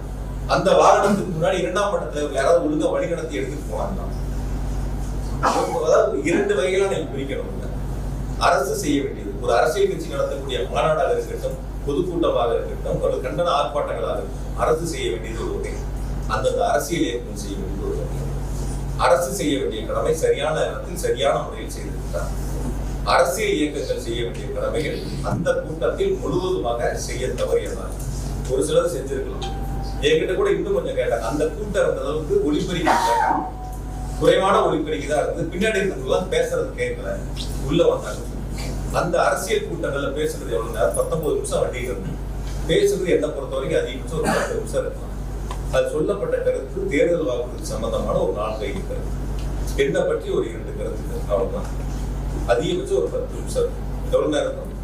ஒரு 10ல இருந்து 12 நிமிஷம். இதுதான் அந்த கூட்டங்களில் நடைபெற்ற பேச்சுக்கள். ஒரு அரசு செய்ய வேண்டிய கடமைகளை அரசு சரியாக செய்திருக்கிறது. நான் அப்படிதான் நினைக்கிறேன். என்கிட்ட சொல்ல பகிர்ந்த மக்கள் அப்படிதான் சொன்னாங்க. அரசியல் இயக்கங்கள் செய்ய வேண்டிய கடமைகளை சரியாக செய்யும். அது என்ன பொறுத்த வரைக்கும் அந்த கூட்டங்கள்ல சரியா நடந்தது என்பது நீங்க தான் செய்யணும். நீங்க அந்த களத்துல இருந்தீங்க, அங்க இருந்து நேரடியா பார்த்தீங்க. டிரான்ஸ்லேட் பண்ணவர் கூட வேற ஒரு கருத்தை திணிக்க முயற்சிக்கிறாரு. பட் ஆனா அவர் அந்த கூட்டம் நடத்தின கட்சியை தான் சொல்றாரு. கூட்டம் நடத்தின கட்சி தான் சரியா ஏற்பாடு பண்ணலன்னு அவர் அந்த கருத்தை சொல்றாரு.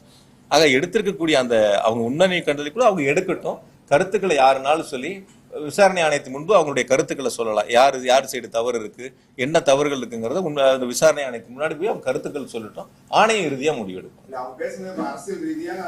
இல்ல அரசியல் நான் சொல்லல, அரசியல் ரீதியான்னு சொல்லல. அவங்களுடைய கருத்துக்களை அவங்க கேட்கறாங்க. கேட்ட 2-3 பேர்த்துக்கிட்ட எனக்கு பார்த்த ஒரு கருத்து, அவர் அந்த அரசியல் கட்சி சரியா செய்யலன்னு சொல்றாங்க. இன்னொருத்தர் வேறு விதமான கருத்துக்களை சொல்லியிருக்கலாம். அந்த கருத்துக்களை விசாரணை ஆணையத்தில் சொல்லும் போது அதற்கான ஆவணங்கள் அவங்க கேட்கும்போது கொடுக்குறாங்கன்னு வச்சுக்கங்களேன். சரியா தவறான விசாரணை ஆணையம் தானே முடிவெடுக்கும். அதுல விசாரணை ஆணையத்தினுடைய இதுல நாங்க எதுவும் தலையிட முடியாது இல்ல. இப்ப நான் சொல்ற கருத்து அது சரியா இருக்காது இல்ல. அதனால அவங்க விசாரிக்கப்பட்ட உண்மையை கண்டறிவுக்குள்ள எங்கெல்லாம் போக வேண்டியதெல்லாம் போகாம விட்டாங்க. இங்க வந்திருக்காங்க, பரவாயில்ல, வரட்டும், சந்தோஷம், வரவேற்போம். அவங்களும் உண்மையை கண்டறிஞ்சு ஆணையத்திட்ட சொல்லட்டும், விசாரிக்கட்டும்.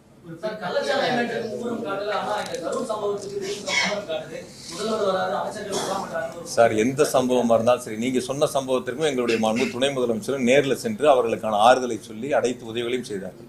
தமிழ்நாடு அரசை பொறுத்த வரைக்கும் யார் பாதிக்கப்பட்டாலும், எந்த சூழ்நிலையில் பாதிக்கப்பட்டாலும், எந்த தேசத்தில் பாதிக்கப்பட்டாலும் அரசு அவர்களுக்கு துணை நிற்கும். அதுல குறிப்பா முதலமைச்சர்கள் முன்னின்று அவர்களுக்கு துணை நின்று அவர்களை காப்பாற்றக்கூடிய இடங்கள்ல ஒரு பணிகளை முன்னெடுத்திருக்கின்றார்கள். அது எந்த மாநிலமா இருந்தாலும் சரி, எந்த நாட்டுல இருந்தாலும் சரி. வெளிநாடுகள்ல பாதிப்பு இருக்கிற போது தமிழ்நாடு அரசு தான் முன்னாடி நிற்குது.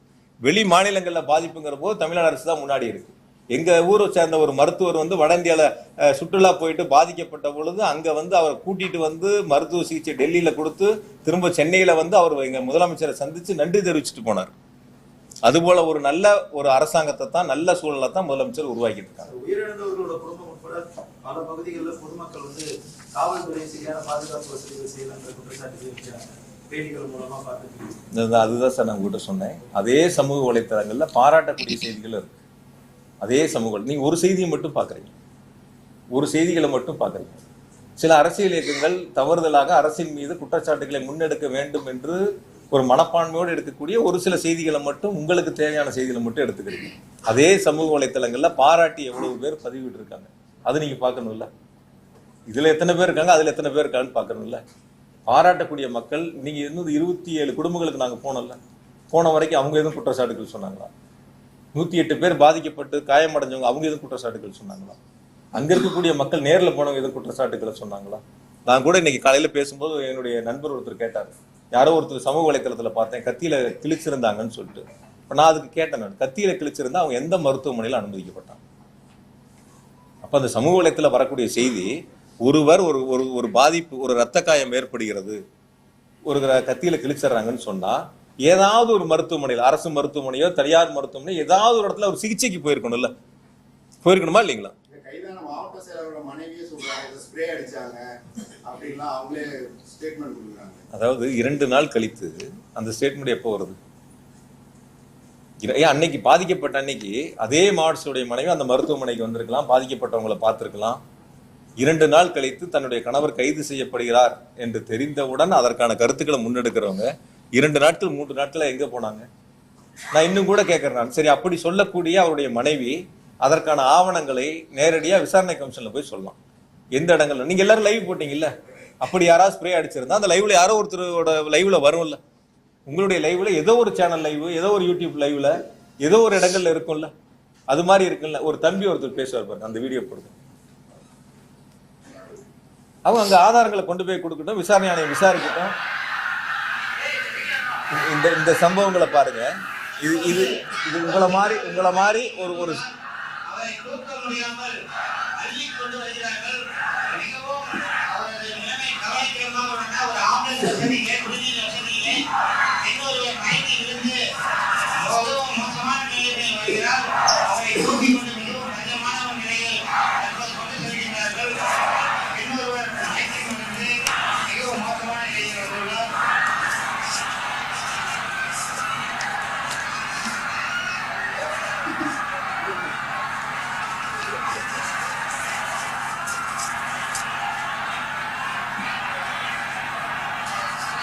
பொதுமக்களும் குழந்தைகளும் மூச்சுவிட முடியாமல் தடுமாறி வருகிறார்கள்.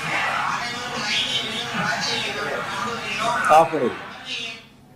பாத்தீங்கல்ல. கருமாவட்டத்துக்கு போய் சமீபத்தில் வந்த எடப்பாடி பழனிசாமி நடிகர் விஜயாகிருஷ்ணன் 10 ரூபா அப்படின்னு சொல்லி உங்களை சொல்லி இதுக்கு உங்களோட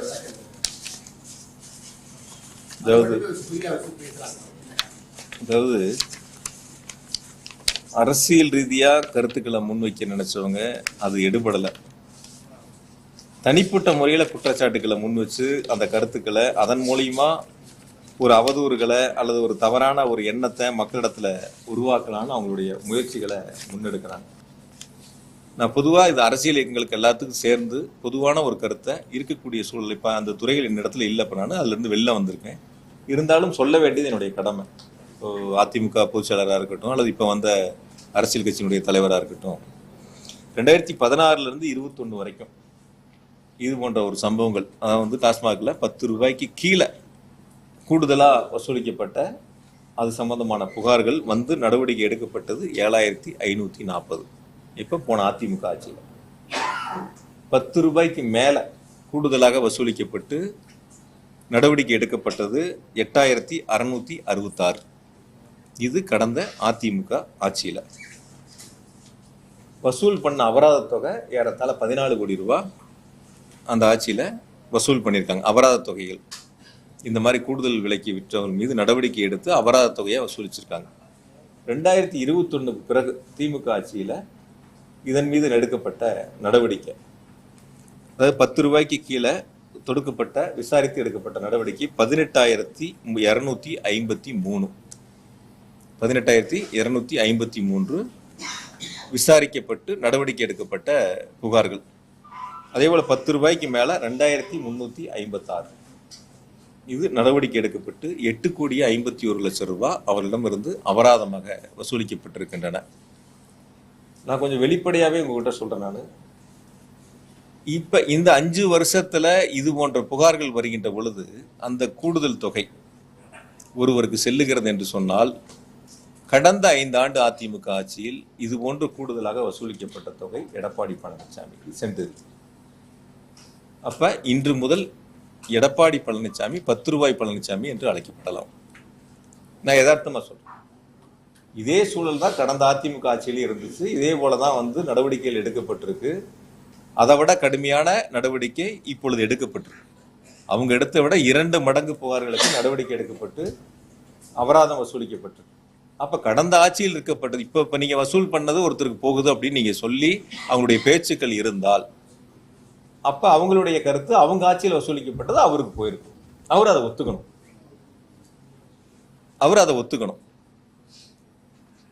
யாராவது ஒருவர் டாஸ்மாகில் பணிபுரியக்கூடிய ஒரு எம்ப்ளாயி தொழிலாளி, நாங்கள் இது போன்ற சம்பவங்களில் எங்களிடத்தில் இப்படி ஒரு தவறுகள் வந்து நடக்குது, கேட்குறாங்க, பண்ணுறாங்க, யாராவது ஒருத்தர் புகார் சொன்னாங்களா? அரசியலுக்காக அரசின் மீது புழுதி வாரி தூற்ற வேண்டும் என்ற ஒரு தீய நோக்கத்தோடு எதிர்க்கட்சி தலைவர், அரசின் மீது குற்றச்சாட்டுகளை சொல்ல முடியாதவர் இது போன்ற ஒரு முன்னெடுப்புகளை எடுப்பதற்கு முயற்சி எடுக்கிறார். எனக்கு தெரியும், என்னை பற்றி என்னுடைய மக்களுக்கும், என்னுடைய தொகுதி மக்களுக்கும், மாவட்ட மக்களுக்கும் நான் எப்படிப்பட்டவன் என்று, எப்படி மக்களிடத்தில் பழகுகிறேன் என்று என்னுடைய தலைவருக்கு தெரியும். என்னுடைய குணங்கள் என்ன, என்னுடைய செயல்பாடுகள் என்னன்னு சொல்லி இவர் எனக்கு சான்றிதழ் கொடுக்க வேண்டியதில்லை. இவர் அப்படி இருந்தால் இவரே வழக்கு தாக்கல் செய்யலாம். இது போன்ற தவறுகள் நடக்குதுன்னு இவரே வழக்கு தாக்கல் செய்யலாம். அதுக்கு நீதிமன்றம் நடவடிக்கை எடுக்கும். அதை விட்டுட்டு பொதுவெளியில வந்து உண்மைக்கு மாறா தவறான ஒரு செய்தியை அவதூறு பரப்பக்கூடிய இடங்கள்ல அவர் முன்னெடுப்பாரு. அதுக்கு இன்னொரு அரசியல் கட்சி முன்னெடுக்கும். அதுக்கு ஒரு பாட்டு பாடுவாங்க. இதுல ஏதாவது ஒரு சம்பவம் தெரியுமா? அந்த பாட்டு பாடினவர் ஏதாவது இது மாதிரி இப்படி ஒரு சூழல் கீழே இருக்குன்னு ஏதாவது தெரியுமா? போன 5 வருஷம் என்ன நடவடிக்கை எடுத்தாங்கன்னு தெரியுமா? இந்த 5 வருஷம் என்ன நடவடிக்கை எடுத்திருக்குன்னு நேற்று பாட்டு பாடின அரசியல் தலைவருக்கு தெரியுமா? எதுவுமே பொதுவெளியில என்ன நடக்குதுன்னே தெரியாதவங்க ஏதோ கொடுக்கறத அந்த இடங்கள்ல ஒரு பாட்டா பாடி பண்ணணுங்கிறதுல மொத்தம் 19 நிமிஷத்துல 10 நிமிஷம் பேசிட்டு இப்ப இது போன்ற ஒரு பேர் இழப்பை உருவாக்கியிருக்காங்க. அதனால வந்து நான் இன்னும் கூட சொல்றேன், நான் அதுல அந்த போடப்பட்ட இப்ப வழக்கு ஒன்று போட்டிருக்காங்க. அது நீதிமன்றத்துல இப்ப விசாரணையில் இருக்கு. மொத்தம் அதுல போட்டதே வந்து 41 வழக்கு. ஏற்கனவே இது போன்ற புகார்கள் வழக்கு பதிவு செய்யப்பட்டது. அதுல 34 வழக்கு கடந்த அதிமுக ஆட்சியில் போட்டது. இடி எடுத்திருக்கிற கேஸ்ல 34 கேஸ் போன அதிமுக ஆட்சியில போடப்பட்ட கேஸ். 7 கேஸ் தான் 2021க்கு பிறகு திமுக ஆட்சியில போடப்பட்ட கேஸ். ஆனா விசாரணை போன ஆட்சியை பத்தி விசாரிக்காம இப்ப இருக்கக்கூடிய நிகழ்வு மட்டும் விசாரிப்பதாக நீதிமன்றத்துல வழக்கு. நீதிமன்ற வழக்கு முடியிட்டு இது சம்பந்தம் இன்னும் முழு விவரங்களை சொல்றேன். நீங்க அந்த கருத்தை கேட்டதுனால என்ன நடவடிக்கைகள் எடுக்கப்பட்டிருக்கு, 2 மடங்கு அது மீது கடுமையான நடவடிக்கை எடுக்கப்பட்டு துரிதமாக நிர்வாகம் செயல்பட்டிருக்கு. வரக்கூடிய நாட்களில் இது போன்ற தவறுகள் இருக்கக்கூடாதுங்கிறதுக்காக தான் இந்த மாதிரி கடுமையான நடவடிக்கை எடுக்கப்பட்டிருக்கு.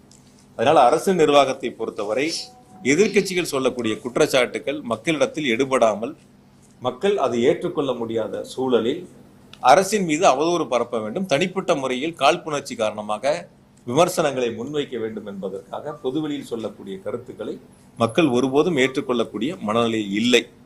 அதை மக்கள் தெளிவாக உணர்ந்திருக்கின்றார்கள். அது அரசியல் இயக்கங்கள் உணராமல் மீண்டும் மீண்டும் ஒரு பொய் செய்தியை முன்னெடுப்பதற்கு முயற்சி செய்கிறார்கள்.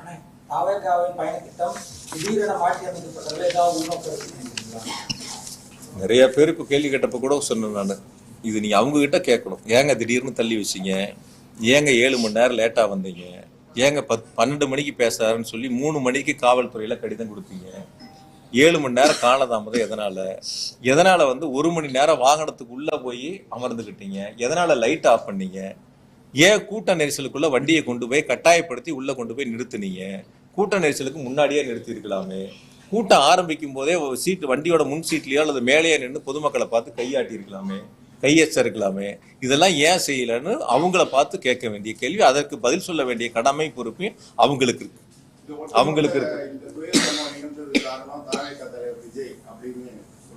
நான் இது அரசியலா பார்க்கல. நான் ஆரம்பத்திலேயே உங்களுக்கு சொல்லிட்டேன், யார் தவறு செய்திருந்தாலும் அந்த தவறை யாராக இருந்தாலும் ஒற்றுக்கொள்ள வேண்டியது அவருடைய கடமை பொறுப்பு.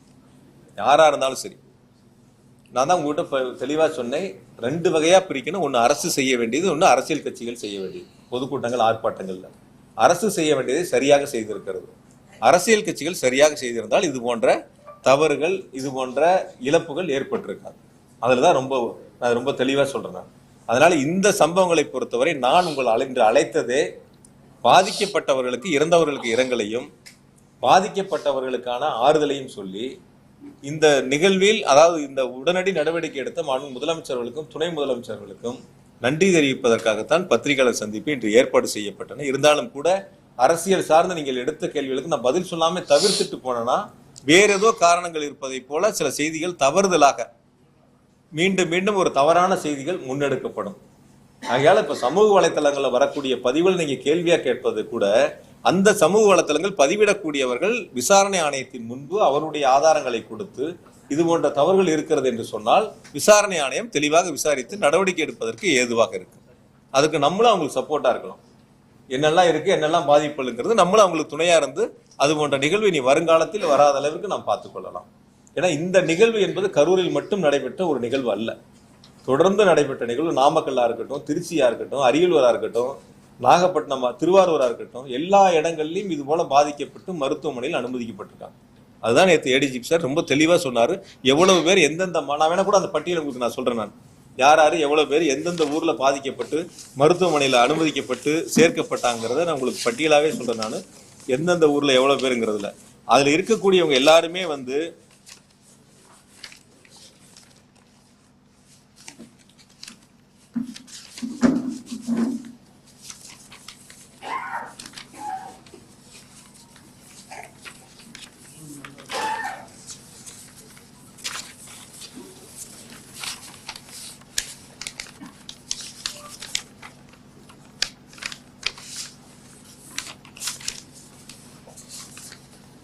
நாமக்கல்ல 45 பேர் பாதிக்கப்பட்டு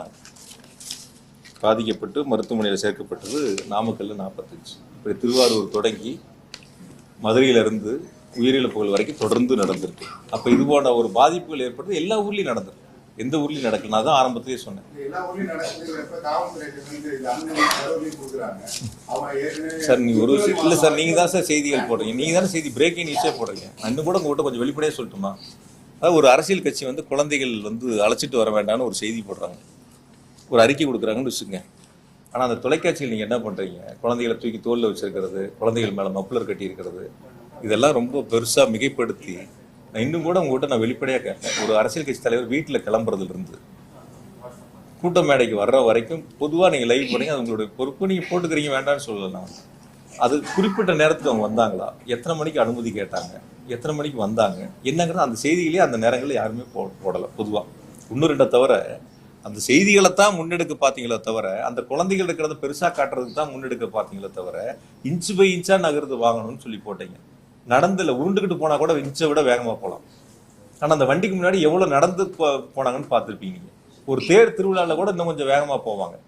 அந்த வண்டிக்கு முன்னாடி நடந்து போனவங்க எப்படி போனால் நீங்கள் லைவ்ல எல்லாரும் பார்த்தீங்க. இன்ச்சு பை இன்ச்சாக போகுது.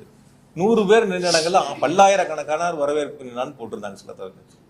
அதுக்கப்புறம் நான் பார்த்தேன். அதுதான் நம்ம இல்லை சொல்றதுனால போனப்போ போலீஸ் அதனாலதான் எல்லாம் ஃபுல் டிராபிக் ஜாம் ஆயிடுச்சு பெங்களூர் ரோடு எல்லா ரோடுமே.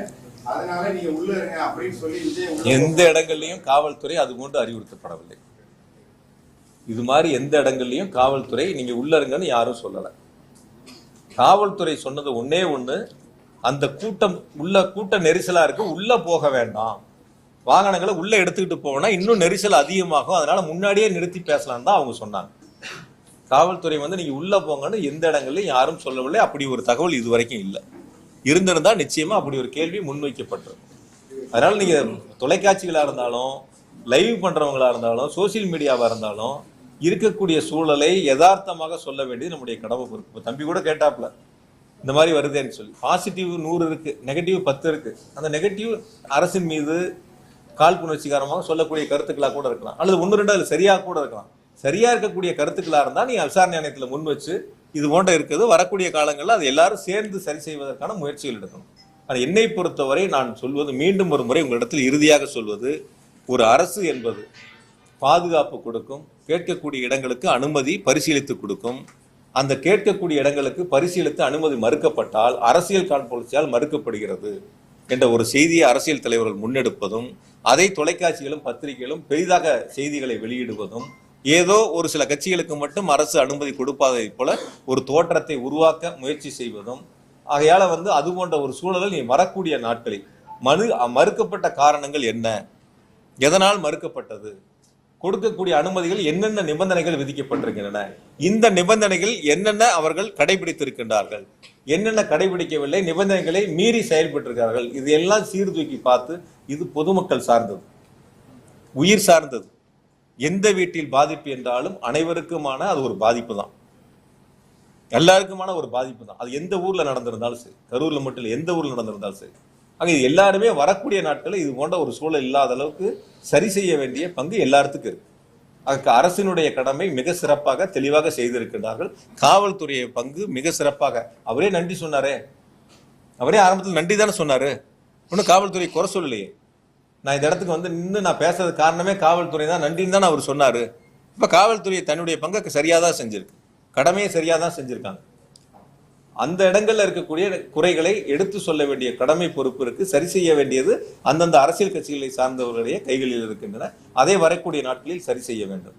ஆக நான் இன்னைக்கு அழைத்ததில் நீங்கள் கேட்ட கேள்விகளிலும் குறிப்பாக என் மீது சொல்லப்பட்ட புகார்களில் நீங்கள் வைத்த அந்த புகார்களுக்கு நான் தெளிவான விளக்கங்களை சொல்லியிருக்கேன். எனவே நான் நேசிக்கக்கூடிய எங்கள் தலைவரால் கொண்டு வரக்கூடிய திட்டங்களை செயல்படுத்தக்கூடிய நான் போற்றி வழங்கக்கூடிய என்னுடைய மாவட்ட மக்களாக இருந்தாலும் என்னுடைய தொகுதி மக்களாக இருந்தாலும் நாங்கள் இணைந்து பணியாற்றக்கூடிய முன்னெடுத்திருக்கக்கூடிய அத்துணை பணிகளையும் மக்களுக்கு நன்றாக தெரியும். ஆகையால ஏதோ ஒரு சில அரசியல் இயக்கங்கள் காழ்ப்புணர்ச்சி காரணமாக நடந்திருக்கக்கூடிய தவறுகளை அரசின் மீது திசை திருப்பதும் அல்லது தனிப்பட்ட என் மீதோ அல்லது மற்றவர் மீதோ திசை திருப்ப முயற்சி என்பதும் ஒரு தவறான செயலாகும். அதற்கு யாரும் துணை போக வேண்டாம்.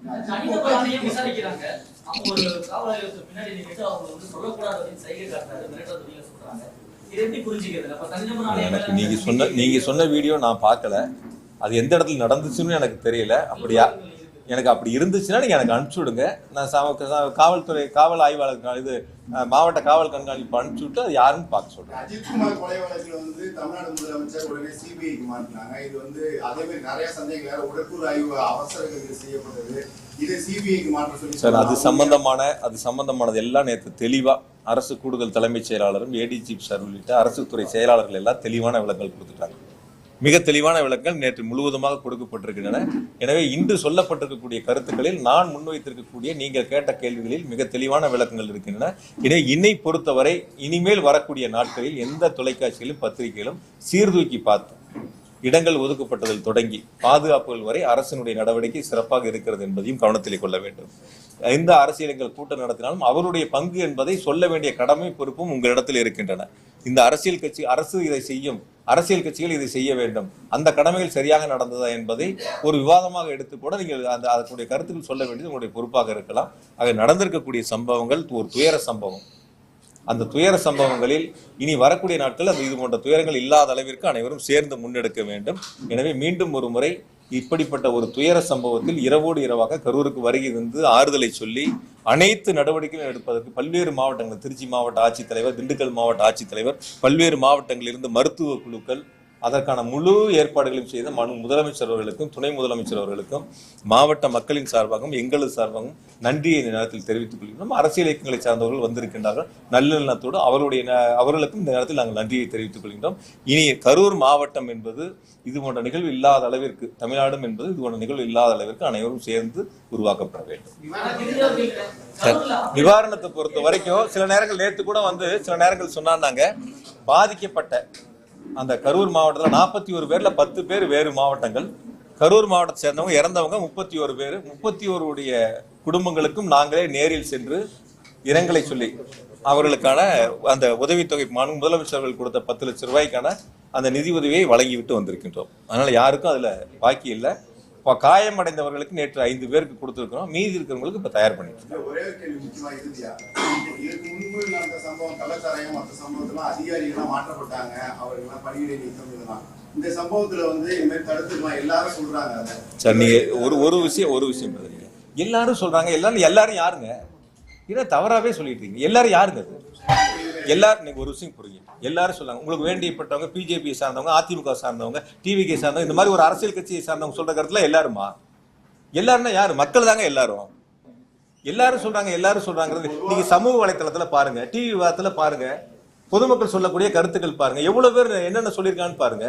நீங்க அதாவது என்னன்னா பொதுவா என்ன ஒரு லோக்கல் பொதுவா நீங்க என்ன எடுத்துக்கிறீங்கன்னா இப்ப தம்பி கேட்ட மாதிரி தான் 10 பேர் ஒரு நெகட்டிவா சொன்னாங்கிறது அது ஒரு செய்தியாக கூட நீங்க அது ஒரு கேள்வி எடுக்கிறங்கிறது அது இருந்தா கூட நாங்க சரி செய்யறோம்னு தான் சொல்றோம். நான் 10 பேர் சொல்லக்கூடிய கருத்தா இருந்தாலும் நாங்க செவி சாய்க்கிறோம் தான் சொல்றோம். அது எடுத்து நடவடிக்கை எடுக்கிறது தான் சொல்றோம். அதுல அரசு எந்த விதமான மாட்டு கருத்தை நாங்க சொல்லல. அதனால எல்லாரும் சொல்றாங்க அப்படிங்கிறதே ஒரு அரசியல் கட்சி சொல்லக்கூடிய கருத்துக்கள், ஒரு அரசியல் கட்சி சார்பாக முன்வைக்கக்கூடிய கருத்துக்கள் எல்லாருடைய கருத்துக்கள் அல்ல. அது அவர்களுக்கான கருத்துக்கள், அது அவருடைய பங்கா இருக்கலாம். அது அவங்க நம்ம பாராட்டுன்னு நினைக்கிறது நம்மளுடைய தவறு. அது எப்படி ஒரு எதிர்கட்சி நம்மளை பாராட்டுவாங்க? எப்படி ஒரு எதிர்கட்சி இது சிறப்பாக செஞ்சாங்கன்னு எப்படி சொல்லுவாங்க? இப்போ அவங்க அந்த இடத்துல அரசியல் செய்யணும், அதுக்கான கருத்துக்களை அவங்க முன்னெடுப்பாங்க. அதுதான் இருக்கக்கூடிய ஒரு யதார்த்தமான சூழல். அரசு எந்த அளவுக்கு செயல்பட்டது, முதலமைச்சர் எந்த அளவுக்கு விரைந்து நடவடிக்கை எடுத்தாங்க, இதுல அரசினுடைய பங்கு எந்த அளவுக்கு மிக சிறப்பா இருக்கு, எந்த அளவுக்கு மக்கள் பாதிக்கப்பட்ட மக்களுக்கு உரிய நேரத்துல அரசு உதவிகளை செய்தது என்பதுதான் நீங்க முதல்ல நின்று கவனிக்க வேண்டிய ஒரு பங்கு. எதனால் இந்த நிலைமை ஏற்பட்டது, யாரால் இந்த நிலைமை ஏற்பட்டது, யாரிடத்தில் இந்த கேள்விகளை கேட்கணும். 5 கேள்வி முன் வச்சிருக்கணும். அங்க 12 மணிக்கு கூட்டம்னு அறிவிச்சு 3 மணிக்கு லெட்டர் கொடுத்துருக்கீங்க. நீங்களே பவரை கட் பண்ணி சொல்லி லெட்டர் கொடுத்துருக்கீங்க. ஆனா நீங்களே வந்து 7 மணி நேரம் லேட்டா வந்திருக்கிறீங்க. லேட்டா வந்தது இல்லாம 500 மீட்டருக்கு முன்னாடியே வண்டிக்குள்ள போயிட்டீங்க.